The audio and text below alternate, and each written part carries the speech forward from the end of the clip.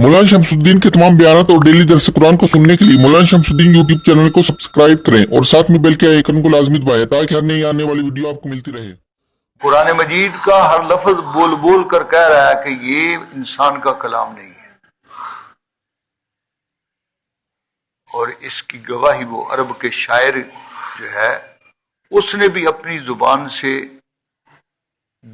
दी नहीं बल्कि उससे दिलाई गई कि जब सूरह कौसर उतरी है तो किसी मुसलमान ने ये 3 आयतें लिख कर बैतुल्लाह के दरवाजे पर लटका दी, और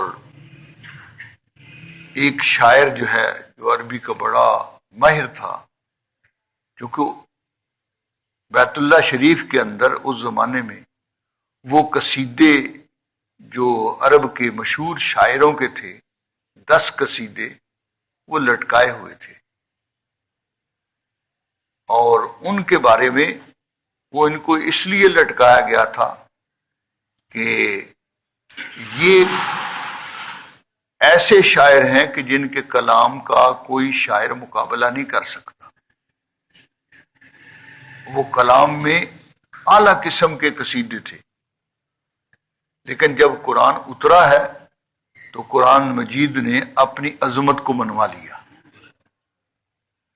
तो शायर आया और आकर बार बार उसने वो 3 जो आयतें थी उनको पढ़ा।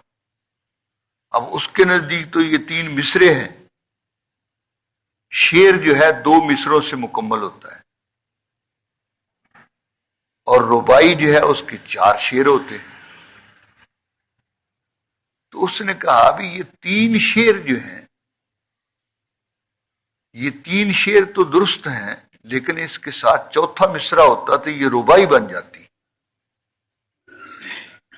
इसलिए सोचता रहा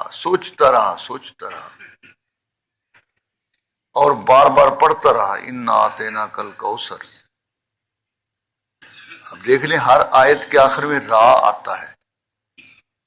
अरबी जुबान में आखिरी हरफ जो शेर का होता है उसको काफिया कहा जाता है, तो काफिया इसका रा है। इन्ना आतेना कल कौसर फसल्लि लिरब्बिका वनहर इन्ना शानिअका हुवल अबतर, आखिर में रा है।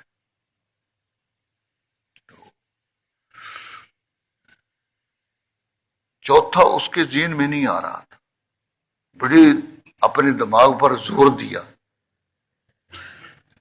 मगर कोई मिसरा इस अंदाज का उसके दिमाग में नहीं आया। उसकी जुबान पर खालिक कायनात ने आखिर में ये अल्फाज जारी कर दिए, मा हाजा कौलुल बशर, कि तू क्या सोच रहा है, तू इसको इंसानों का कलाम समझ रहा है, ये तो इंसान का कलाम नहीं, ये तो खालिक का कलाम है। मा हाजा कौलुल बशर, ये इंसान का कलाम नहीं है कि तू जिसका चौथा मिसरा तलाश कर रहा है।